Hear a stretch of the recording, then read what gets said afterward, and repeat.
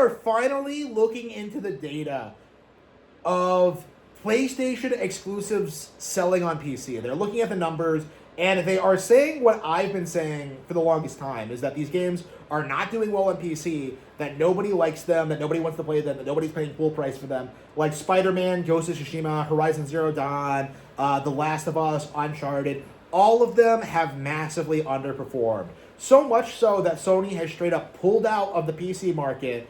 They said, I'm good, fam, and they went back to supporting PlayStation hardware.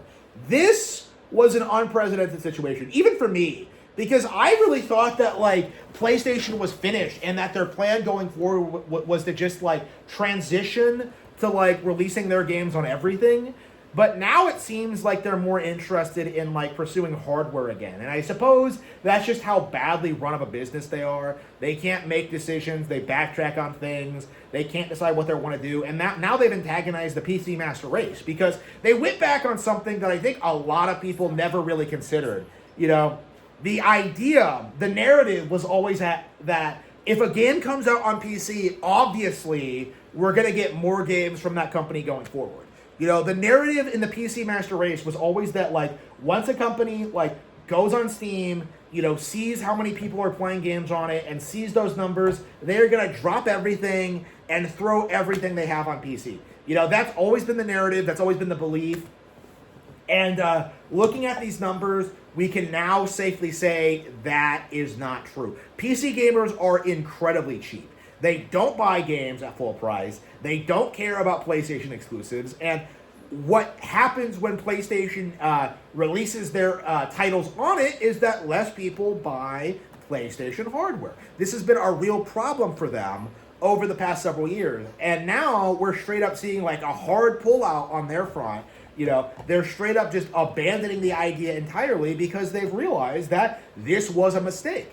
And it's very, very interesting to kind of see, like, the implications of this.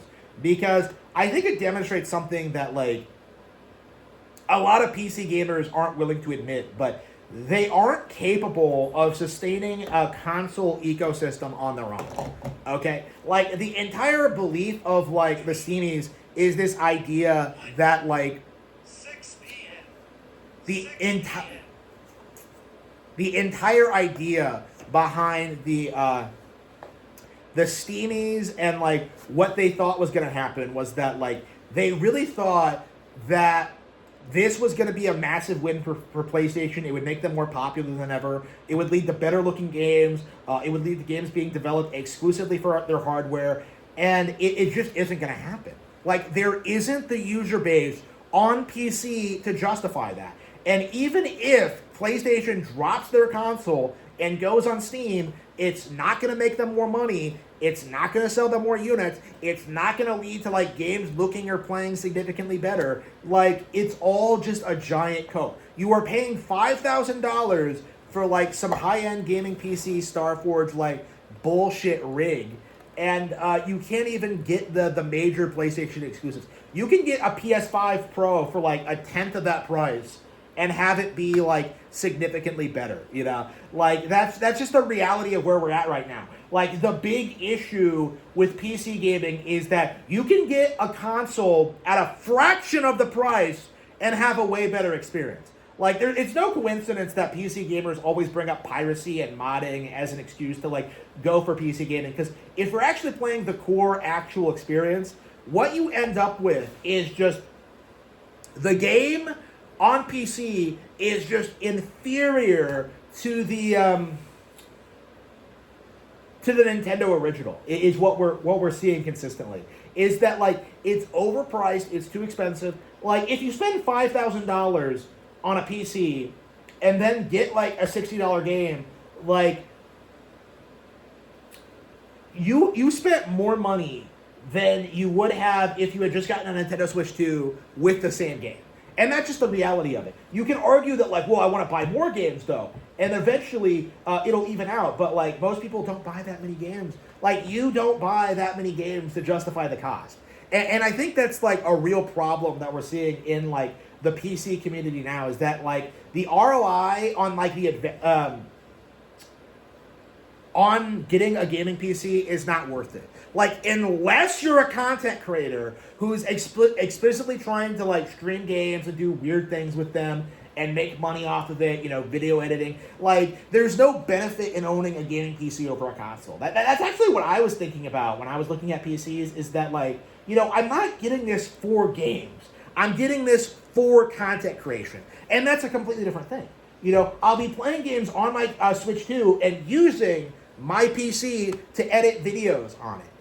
Like again, this isn't complicated. This is something that I do think we do have to spell out more often. But, like, PCs are great for content creation. They're great for work. They're great for other things. But they will never replace video game consoles as premier video game devices. It's just not possible. Even in the hypothetical scenario in which you get a high-end PC and you try and get these PlayStation games, like, it'll always be a niche thing compared to video game consoles. And I think what's happening now is that that's becoming more and more apparent to normies. Because I really think for a while there, the PC master race had, like, the industry gaslit into thinking that, like, PC gaming was inevitable. It's like the atheist community, actually. Yeah, it reminds me of, like, back in the 2000s, when you would go on, like, Reddit or whatever, and you would see, like, atheists try to tell you that, like, yes, with the internet, people will be able to do that research, and they'll disprove God, like, before they're even out of elementary school, and they'll become smart and rational human beings. Like, didn't happen. So, like, again, it's like that, where, like, these people had this foregone conclusion of thinking people are going to, like, be using more PCs more and, like, naturally gravitating towards Steam and the PC master race, and that just isn't happening. Like, that's what we've been seeing a lot of over the past several weeks, past several months, is that we're seeing the cracks in PC gaming start to deepen. They've always been there. There have always been people like me who have been pointing out that, like, wait a minute, you can't just legally pirate Nintendo games.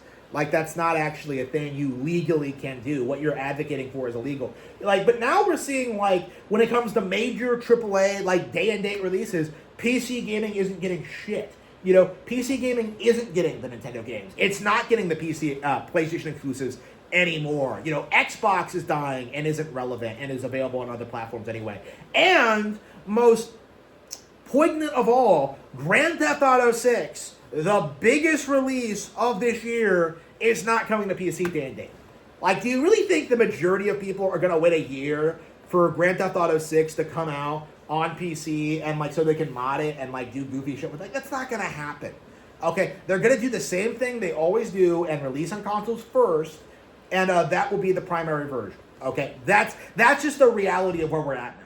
Where, like, even at the peak of PC gaming's relevancy, before the explosion of prices, before, like, PlayStation pulling out, like, the best you could possibly manage was day-and-date ports. You're not getting exclusives. You're not getting radically different versions of games. You're not an ecosystem that's really worth investing in. Like, all you are is just a dumping ground for old games that first released on console.